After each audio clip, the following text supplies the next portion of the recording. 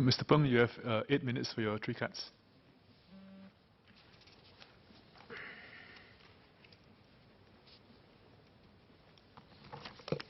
Sir, it was mentioned in this House in 2014 that HDB had cleared the backlog of first-timer applicants for HDB flats.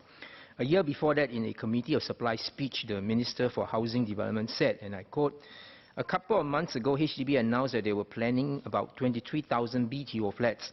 I decided to tell them to up the figure to 25,000 because I wanted to decisively clear the backlog of all married HDB first-timer this year." Unquote.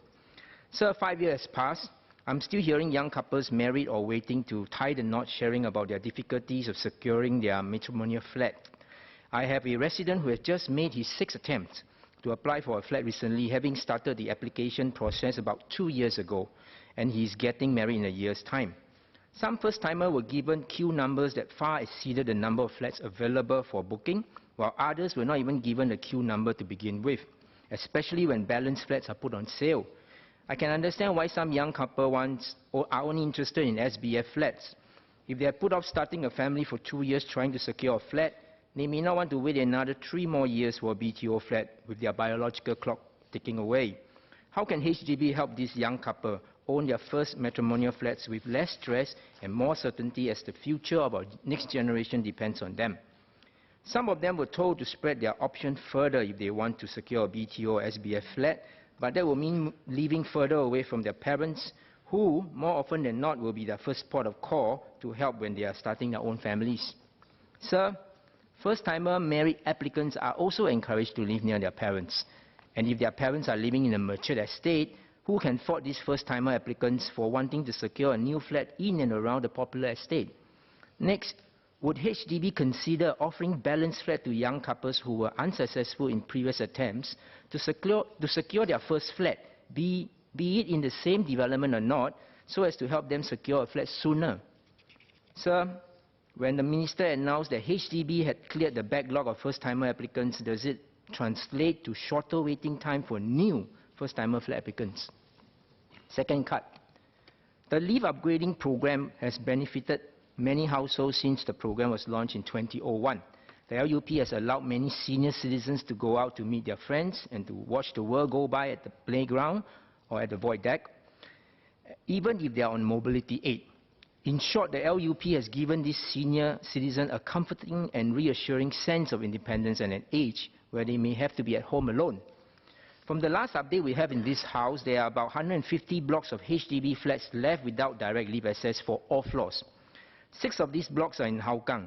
In my conversation with these affected residents living in this block of flats, I can sense their anxiety and despair about aging in an environment with no direct leave access. To some of these residents, their flats are not built of concrete alone, but of memories. They would like to age in a place they call home.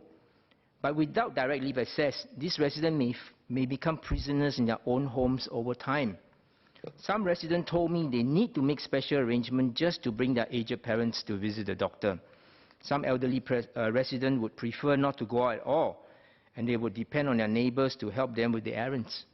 I would like to ask the Ministry, how long more must these residents wait for a solution to free them of this physical impediment to active aging and quality of life? It is good to give these residents an indication of the time required to resolve the leave access issue. These residents need to make long-term plans. While some HDB flats are challenging to implement 100% leave access, some are relatively easy to resolve.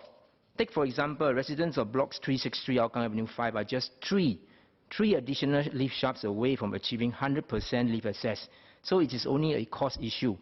For those flats with complicated structure, can HDB look into solutions like vertical platform lifts, which are suitable for wheelchair use and rather compact and inexpensive to implement for short-level access? Sir, the $5 billion LUP has brought relief to many residents residing in over 5,000 HDB blocks. In all fairness, residents living in the remaining 150 blocks should also get the benefits of direct leave access. I seek confirmation from the Ministry that effort is continuing to bring 100% leave access to this affected block in the near future. My third cut. Sir, the home improvement programs has also brought much relief to many households suffering from water seepage and spoiling concrete issue due to wear and tear over time. Some of these issues are long-standing, but such relief offered by HIP should not be short-lived. While residents can pay as low as $300 to have the bathroom completely upgraded with new tiles, piping, and sanitary ware, they should not be made to correlate the low cost of upgrading with lower quality of fixture or workmanship. The bulk of the cost of HIP is funded by taxpayers. The contractors are not subsidizing the upgrading. These contractors are expected to deliver quality works and fixture that commensurate with their winning bids at the very least. While wear and tear can continue over time in an old flat, which has undergone HIP, spalling concrete and leaks cannot possibly resurface at the same spot shortly after 1-year defects liability periods. It doesn't make sense to the affected residents that HIP is meant to resolve such a long-standing issue for about a year at the very most. Although there are not many such cases reported, it certainly lends weight to the fact that the upgrading works were not carried out properly for some of these flats in the first place. Thus, affected residents should not be made to pay again if such issue were to resurface at the same spot shortly after 1 year. I hope HDB can look into having a slightly longer DLP for spalling concrete and water seepage problems that HIP is supposed to resolve. Next, I would like HDB to consult residents living on the ground floors before installing the new clothes drying racks in their unit. The new rack compromises the safety of residents living on the ground floor, as the structure will allow intruders to gain easy access into their units via the kitchen window using the new rack as a support. Residents living on the ground floor also generally do not use this designated area to dry their clothes, as they are located right next to the bin chute. They would prefer to dry their laundry elsewhere. There are a number of such ground floor units in the 2 HIP cluster announced for Hougang Avenue 2, 5, and 7, and they are about to go through polling soon. I hope residents living in those ground floor units can be consulted this time round before HDB proceed to install those new racks by default. Next, I do welcome the announcement of a new HIP2 for qualifying flats at the 60 to 70-year mark. I may not be around to enjoy HIP2, but I do have faith that technology will play a big role in making those aged homes more livable in the future. So apart from the standard spalling concretes and water seepage issue, which will probably return with a vengeance after another 30 to 40 years, I hope HIP2 can make these old flats more elderly friendly and smarter in energy consumption and safety. I hope these old flats can be rejuvenated with better connectivity to help the elderly access e-services easily with dedicated smart devices. More importantly, I hope all physical barriers to active aging will be removed completely by then, inside and outside of the flat. Thank you.